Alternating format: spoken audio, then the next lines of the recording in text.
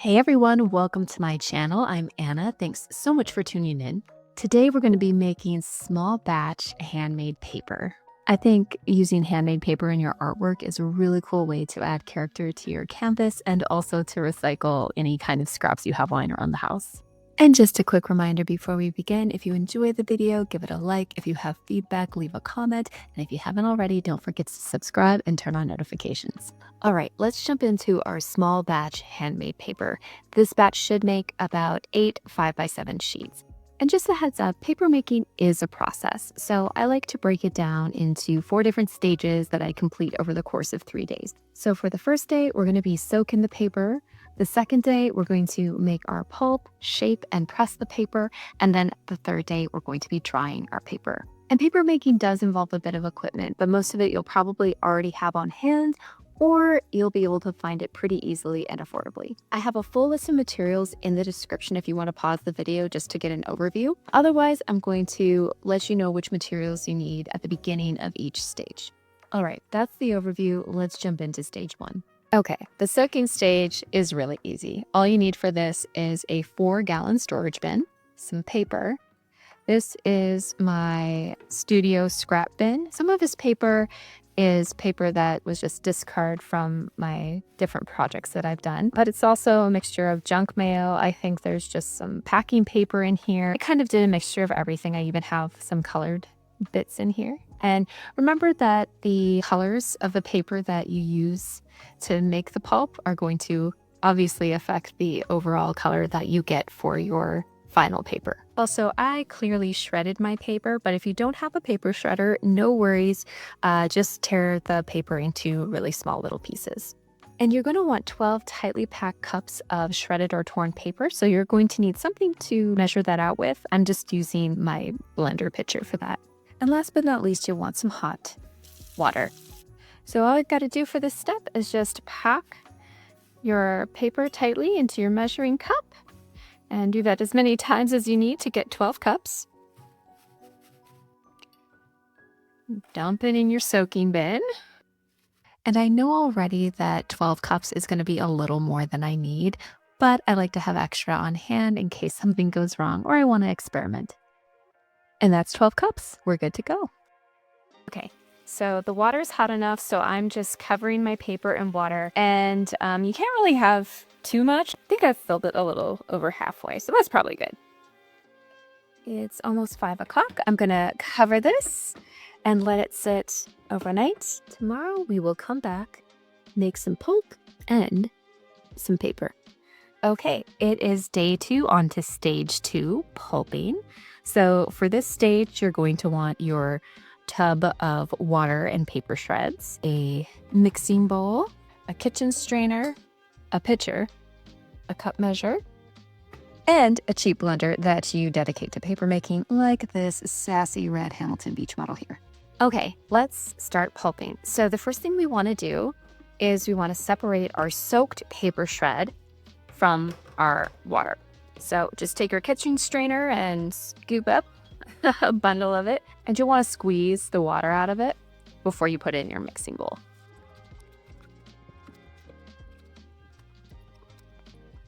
Once you've gotten most of your paper shred out of your water, we're going to strain some of this water into a pitcher so we can use it in our pulping process.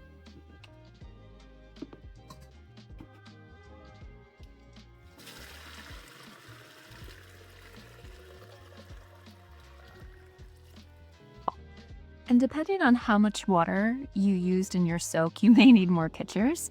The goal is to have a clean tub at the end and water to reuse in the pulp making process. Okay, so for your pulp, the ratio is 1 to 3. So you're going to do 1 cup of paper shred. That's pretty good. To 3 cups of water. Okay.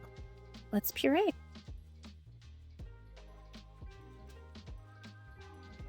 Okay, we're gonna dump it out. And that looks pretty good. That's about the consistency that you want. And now we're gonna do that 2 more times. I'm gonna add this second batch of pulp to my tub and have the third one on reserve.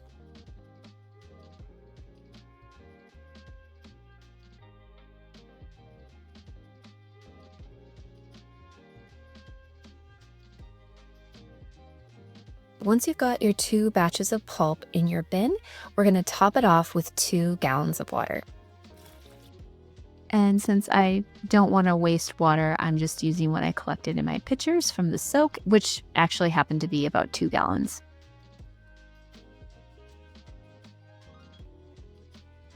Now that we've got our pulp prepared and ready to go, we're going to start stage 3, the shaping and pressing process. For the shaping portion, you're going to want to have a mold and a deckle. You can buy these online, but honestly, I think they're super easy to make. It takes about 2 minutes. You just need a couple of empty wooden picture frames and some kind of mesh fabric. This is just a sheer curtain panel. So I took out, the glass and the backing from the frames. And that's all you need to do for the deckle. For the mold, you just staple the sheer fabric around your frame, and then you have a mold. And I should mention that for our purposes today, these are 5 by 7. Then for transferring the wet paper off your mold, you're going to want to have a towel spread out in your workspace, 9 pieces of cotton fabric that are a little bit bigger than your piece of paper, and a big absorbent sponge. Now for the pressing process, you'll want a paper press. If you don't have one of those, 5 to 7 heavy books should do, as well as a couple of thin plastic cutting boards. These will act as a moisture barrier as well as help to evenly distribute the weight. Okay, let's pull our first piece of paper. So I've got my mold here, and you'll notice that the mesh is nice and taut and flat. Then we'll lay the flat side of the deckle against the flat side of the mold so the two are flush. Then from here, we're going to mix up the water. And then by holding them together nicely aligned, I'm just going to kind of gently scoop down and up and pull the paper out of the water. And we've got a really nice thickness there. You don't see any bare spots or anything. This is what it should look like. And I let mine just stand just a tiny bit so the water can drain through the mesh a little bit. All right, and I'm going to lift up the deckle. And see, we've got a beautiful piece of paper. So now we're just going to flip this over onto our piece of cotton over here. Now I pre-laid this out. I recommend doing that. So I'll just flip it over like so. And then I'm going to take my sponge. You're going to press the sponge into the paper. And pulling up that excess water is what's going to help the mold release from the pulp.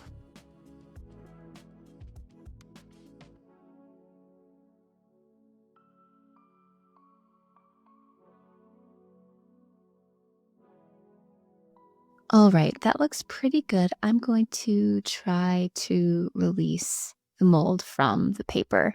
And it's kind of resisting here a little bit. And if you find that that's happening to you, don't worry about it. Just take a little more water out with your sponge and then try again. And it helps to pull the cotton piece a little bit tight and then see how the mold is releasing from the pulp. And there we go. We've got our first piece of paper. So I'm just going to set this aside and we're going to make a little stack. Time for the next piece. Now, since I just pulled a lot of the pulp out of my water, I'm going to replenish it after every sheet. So once you pull a sheet of paper, go ahead and add maybe half a cup to a cup of pulp back into your water. Otherwise, the sheet of paper that you pull is going to be way too thin and it's going to be really difficult to work with. Now we can do another dip.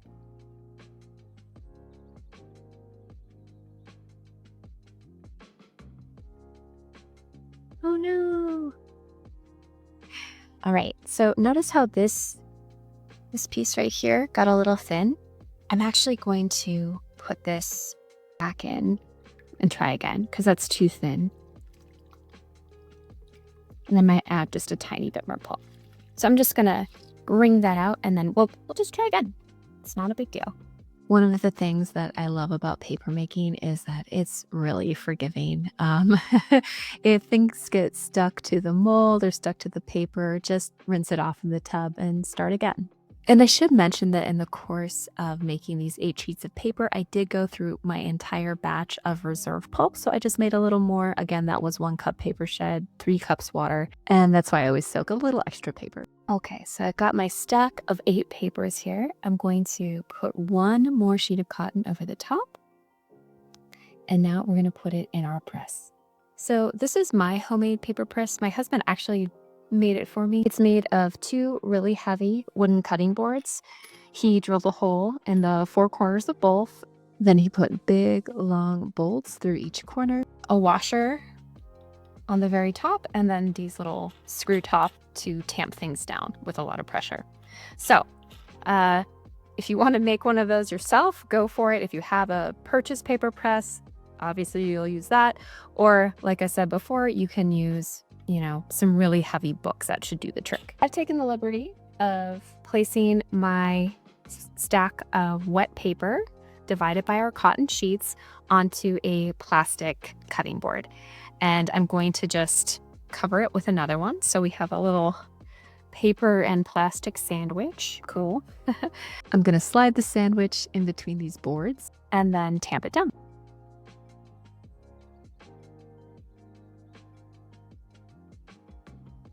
Okay, these are nice and pressed down. I'm gonna let them sit for 24 hours and then we'll peel them apart and let them finish drying. And if you're wondering, yes, I did have leftover pulp in my bin, which I strained and got about a ½ gallon. And then I had leftover paper shred, which I processed into another ½ gallon of pulp. This may seem like a lot of extra, but I like to be prepared in case something goes wrong. And this ½ gallon is basically what you need for a baseline to even pull 1 decent sheet, and the rest is for top-offs. These containers are airtight, so I'm just going to store the pulp and probably try to use it within the next 7 to 10 days. Should keep just fine for that amount of time. Welcome back. It's day 3. It's time for our drying stage. So for this stage, you're going to want to have your pressed paper, a drying rack with clothespins, or a clean flat surface where you have enough room to lay out each individual sheet of paper. I also recommend having a towel handy so you can spread it out on your surface, or you can put it underneath your drying rack to absorb any excess water. Okay, I've taken the plastic paper sandwich out of my press. I'm just gonna peel it back here. And you'll notice it's still wet. That's fine, totally fine. Let's peel back this sheet of cotton. All right, everything's nice and flat. Okay, and we'll just peel this up carefully. Shouldn't stick together at all. And I'm going to start in the back and just clothespin this first piece on my drying rack. There we go. I'm going to do that a few more times. Okay, here's the final setup. There's something really satisfying about seeing them all lined up like that. Got my towel underneath. Now we just wait.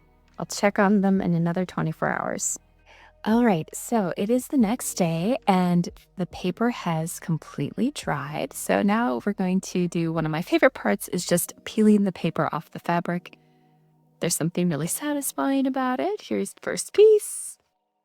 All right, I think these turned out really well. They're nice and smooth. They're a pretty good thickness. My plan is to use these for some oil pastel experiments that I want to do, but you could also use acrylic paints. You could use chalk pastels. Gouache would probably work pretty well, or ink. So those are some of the mediums that I would recommend, but go ahead and leave a comment and let me know which one you would choose. I'm very interested to know. And one more thing, notice how smooth this turned out?